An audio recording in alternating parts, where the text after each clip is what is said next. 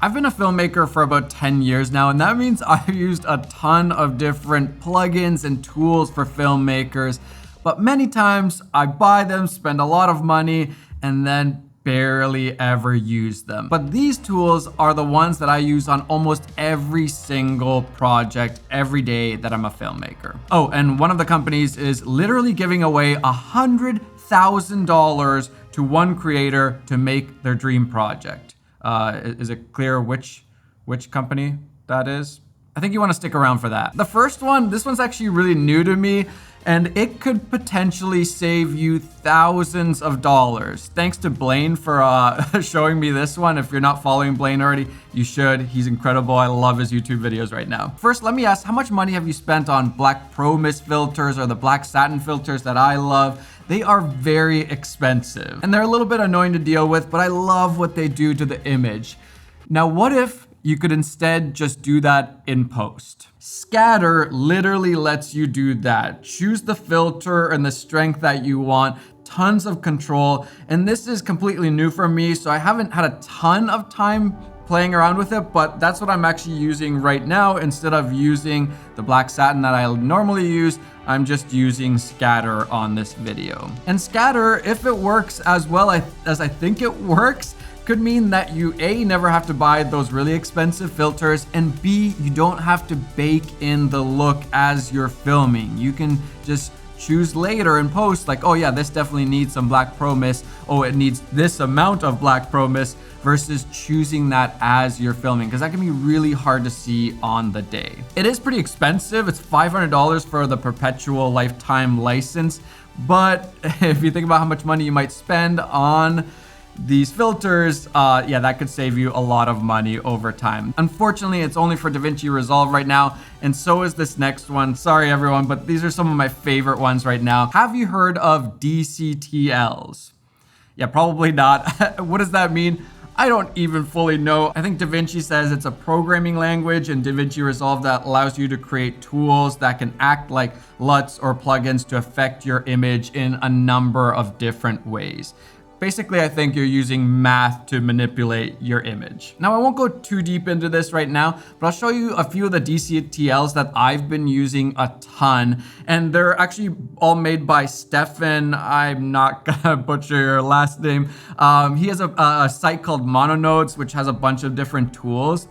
And some of these DCTLs work so much better than just like the built-in tools that are in DaVinci Resolve or would be in any other program. For example, take saturation. You can just obviously raise saturation in DaVinci, but now compare it to the DCTL from Stefan, and it looks so much more cinematic. Even though you're adding saturation, I feel like the colors are just becoming more dense, whereas with just the normal saturation in DaVinci, it just doesn't look that great as you're adding that saturation. Super fast, super easy to use, and the results are so good. You could get these same sorts of results doing a bunch of other stuff in DaVinci, but this is just so much faster and easier. And then this one I absolutely love. I feel like everybody needs this. It's like a cheat code for getting good skin tones. Just add this balance DCTL to the end of your node tree, like your last thing in DaVinci when you're color grading,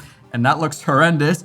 But what this shows is skin tones. If they're too magenta, and it shows them as like a purple magenta color, or too green, it shows them as green. And so all you now have to do is make some white balance adjustments or qualify the skin tones and adjust the skin tones and make sure that everything is mostly yellow on the face. Bam! Perfect skin tones every single time. This thing is game changing for getting really nice skin tones. And again, sorry, this is sadly only for DaVinci, but DaVinci is free. So, you know, you could save money on the other programs and use DaVinci and then buy these DCTLs because they're really good. And then of course, as a filmmaker, one of the most important things is high quality music and sound effects and sometimes stock footage. If only there was a platform that had all of those in an affordable subscription. All right, Artlist. I literally could not do what I do without Artlist. And let me ask you a question. What would you create with $100,000? Well, Artlist is literally giving away $100,000 to one creator to make their dream project happen. What kind of creator? Doesn't matter. Just come up with the wildest idea that you can come up with, whether that's making your first feature film or starting a YouTube channel or going on the most epic trip you can imagine and making a documentary from it. So now your job is to come up with a wild idea, make a video and post it on your socials, tagging artlist.io and using the hashtag Artlist100K Fund. For all the information on how you could get $100,000 for your dream project, check out the link down below. Make sure to follow the instructions. But this is an incredible opportunity. And if you are not making a video for this 100K fund giveaway thing, man, you are wasting your opportunity right now. I've actually never heard of a company giving away $100,000 to one person, so you better not slack off on this one. Thanks so much, Artlist, for doing this 100K thing and for sponsoring this video. I and all the other filmmakers and creatives very much appreciate it. Another tool that I use all the time now is called SHOTDECK. It's unreal for directors and filmmakers and creatives in general. Basically, Larry Sher, who's one of the most incredible cinematographers in the world, made this resource for himself when he's kind of coming up with ideas for feature films and what they want to shoot and the mood and all that, and gave it to us. It's full of movies and TV shows and music videos, all broken down into still frames from those projects. And you can search for any type of shot on SHOTDECK. For example, a nighttime medium shot in a car. And it'll give you a ton of different examples from different movies and different TV shows of how they did it. And now you can kind of take elements from that, whether it's the mood or the shot or the angle, and you can now use that on your projects or in your mood boards or in your pitch decks, or even just learn from it. I love going through it and just looking at the different frames and seeing what cameras they use, what lenses they use, and all of like the colors in the shot, all of that stuff. It's so informative. If you're trying to be a legit director, cinematographer, I feel like SHOTDECK is one of those tools that you just absolutely need. I have not talked to a single director or DP that's doing high-end stuff that does not use SHOTDECK. Another tool that I use all the time when I'm editing is called Dehancer. And I guess I should say Film Convert in the same sentence because they're very similar tools and they're both great, but also kind of suck in some ways. I actually don't really like the way they do the film looks part, which is kind of ironic because that's kind of what they advertise the most.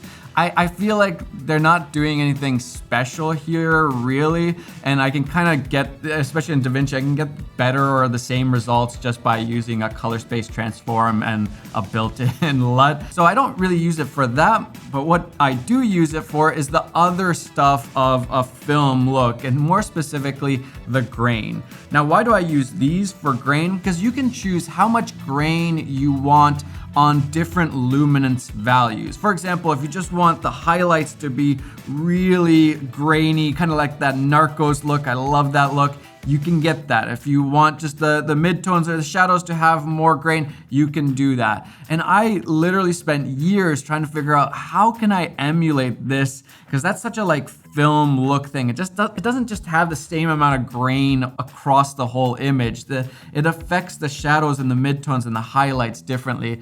And I could not figure out an easy way of doing it until I started using Dehancer and Film Convert. I end up using Dehancer more often because I like some of the other tools that Dehancer also has. For example, the halation. Just some really cool kind of like film look effects that can be done really fast and really easy. Dehancer is a little bit more expensive, so if you're just using it for the grain, go with Film Convert. But yeah, if you want some of those other tools, Dehancer is really, really great. And sometimes I just can't find some of the tools that I want, and so I end up making them by myself or with the help of somebody else.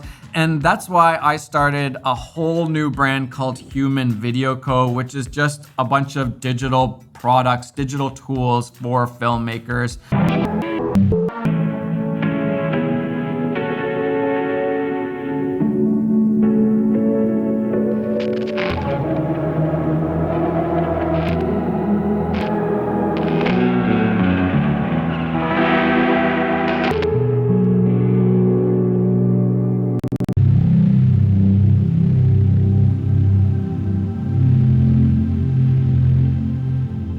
For example, I love these like letter transitions. I've always thought they look so cool and just like organic, nice ways of transitioning. And I always felt like the things that I found to do that effect weren't specifically built for transitions. I was just kind of like using them for that. And so we made our own, the letter link transitions, and these are so good. Grant Fletcher did an incredible job. I couldn't do this myself, but it was something that I really wanted to, and I gave him some direction, and he came up with these insane results, and now I just love using them on like all my videos because they just make it look a lot more flashy. It's just a really good way of transitioning and just looks really cool. All you gotta do, drag and drop it on top, change the blending mode, and add a color if you want. Simple as that. And even LUTs, I've been using LUTs. I think if you're not using LUTs, I think it's a little bit silly. I've been using LUTs for so long, but I feel like even the LUTs I made back in the day weren't that great until I realized that you really do need two different LUTs. So we basically made the Cine Sony and now the Cine Canon LUTs, where you have two different LUTs, one for the contrast and saturation and one for the look. So now you can dial in the look and turn it down without messing with the contrast and saturation, which is so important, and it's really a game changer. And so yeah, we're just trying to make more tools that help me and then help you, just like with Larry Shure and SHOTDECK. So if you have any ideas of things that you've always wanted to do or things that you've been looking for but just couldn't find, let us know and we'll try to build those out. Because yeah, I think we can probably do it for fairly cheap, and then you guys don't have to do it also. All right, so those are some of the tools that I just love using right now. Highly recommend them. Every single one of these I use all of the time. They are not those tools where you buy them and then they just get forgotten in a folder on your computer. All right, hope you guys enjoyed this video. I'll see you guys later. Bye. Oh, if you're curious, lighting setup today. We have negative fill on that side. We have a little bit of a key light going here and there. And then that is adding like a fake sunlight on there. And then I added these tubes. And then of course, this as a little backlight. So yeah, I hope you guys like the little bit more effort. Just trying to, make use. If I'm gonna film a video, let's try some different lighting setups. Let's try some different things. For example, the key light is pointing a little bit more up right now, and that I don't normally do that. And yeah, all right, I'll see you guys. Bye.